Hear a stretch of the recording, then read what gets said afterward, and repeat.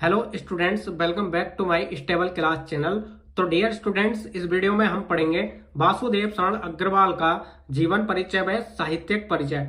काफी स्टूडेंट्स का ये डाउट रहता है कि बोर्ड एग्जाम में तो केवल साहित्यिक परिचय पूछा जाता है। ठीक है, देखिए बोर्ड एग्जाम में क्वेश्चन पूछा जाता है डॉक्टर वासुदेव शरण अग्रवाल का साहित्यिक परिचय देते हुए उनकी कृतियों का उल्लेख कीजिए। ठीक है, इस प्रकार से आपको क्वेश्चन पूछा जाएगा। तो डियर स्टूडेंट्स, आपको कंफ्यूज नहीं होना है, आपको उसमें जीवन परिचय, साहित्यिक परिचय और उनकी कृतियों का उल्लेख करना है। ठीक है, इस प्रकार से लिखेंगे तब आपको फुल मार्क्स मिलेंगे, क्योंकि जीवन परिचय के अंतर्गत उनकी जन्म मृत्यु व उनकी शिक्षा दीक्षा के बारे में लिखना होता है। ठीक है, तो डियर स्टूडेंट्स, हमने आपके लिए वासुदेव शरण अग्रवाल का जीवन परिचय व साहित्यिक परिचय को इतने आसान भाषा में लिखा है, आपको एक ही बार में तैयार हो जाएगा। ठीक है, बहुत ही आसान तरीके से हमने अपनी लैंग्वेज में सिंप्लीफाई करके लिखा है। इस वीडियो को बिना स्किप किए एकदम अंत तक देखते रहना। देखिए, सबसे पहले आप हेडिंग लिखेंगे जीवन परिचय। ठीक है, इस प्रकार से ब्लैक पेन से हेडिंग लिखेंगे और इसमें आगे लिखेंगे डॉक्टर वासुदेव शरण अग्रवाल का जन्म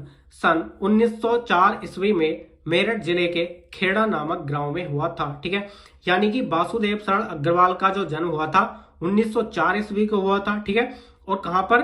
मेरठ जिले के खेड़ा नामक गांव में हुआ था। ठीक है, यानी कि इनके गांव का नाम क्या है? खेड़ा। ठीक है, और इनका जिला यानी कि मेरठ जिले के खेड़ा नामक गांव में हुआ था। ठीक है, इनके माता पिता लखनऊ में रहते थे। ठीक है, यानी कि इनके माता पिता कहां पर रहते थे? लखनऊ में रहते थे, लेकिन इनका जो जन्म हुआ था मेरठ जिले के खेड़ा नामक गांव में हुआ था। और इनके माता पिता कहां पर रहते थे?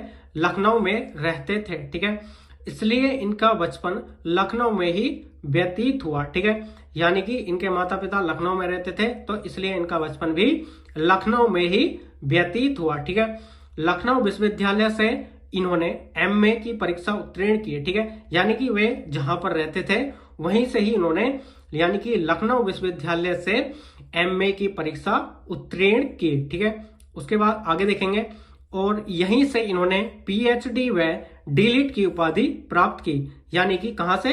लखनऊ विश्वविद्यालय से ही इन्होंने पीएचडी व डीलिट की उपाधि प्राप्त की। एमए, पीएचडी व डीलिट सब कुछ इन्होंने लखनऊ विश्वविद्यालय से ही किया था। ठीक है, उसके बाद देखिए इसमें आगे लिखेंगे, ये बनारस हिंदू विश्वविद्यालय के पुरातत्व एवं प्राचीन इतिहास विभाग के अध्यक्ष एवं आचार्य रहे। ठीक है, यानी कि ये बनारस हिंदू विश्वविद्यालय के पुरातत्व एवं प्राचीन इतिहास विभाग के अध्यक्ष एवं आचार्य रहे। ठीक है, और अंत में इस प्रकार से लिख सकते हैं, हिंदी जगत के जाने माने लेखक डॉक्टर वासुदेव शरण अग्रवाल की मृत्यु सन 1967 ईस्वी को हो गई। ठीक है, आप इस प्रकार से जन्म मृत्यु को ब्लैक पेन से लिख सकते हैं। ठीक है, इसके बाद इनका साहित्यिक परिचय लिखेंगे।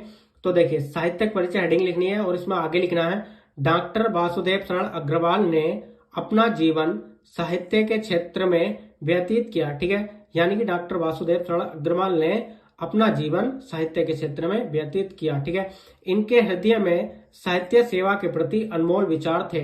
यानी कि इनके हृदय में साहित्य सेवा के प्रति अनमोल विचार थे, इसलिए इन्होंने अपना ज्यादा से ज्यादा समय साहित्य के क्षेत्र को दिया। ठीक है, इस प्रकार से भी लिख सकते हैं।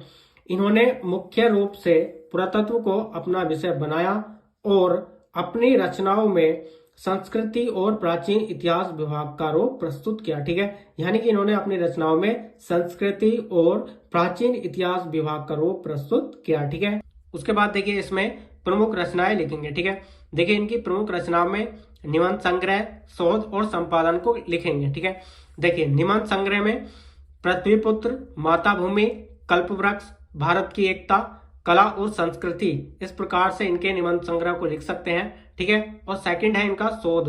शोध में क्या लिखेंगे? पाणिनि कालीन भारत। ठीक है, शोध में क्या लिखेंगे? पाणिनि कालीन भारत। ठीक है, उसके बाद देखिए इनका संपादन। संपादन में लिखेंगे जयसीकृत पद्मावत की संजीवनी व्याख्या। ठीक है, तो इस प्रकार से इनके संपादन में लिख सकते हैं। तो डियर स्टूडेंट्स, इस प्रकार से इनकी प्रमुख रचनाओं को लिख सकते हैं। तो डियर स्टूडेंट्स, इस प्रकार से वासुदेव शरण अग्रवाल का जीवन परिचय, साहित्यिक परिचय और उनकी कृतियों को लिख सकते हैं।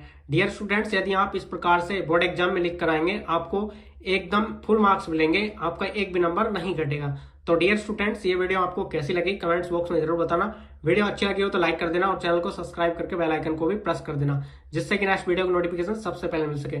तो चलिए मिलते हैं नेक्स्ट वीडियो में नेक्स्ट टॉपिक के साथ। तब तक के लिए जय हिंद, वंदे मातरम।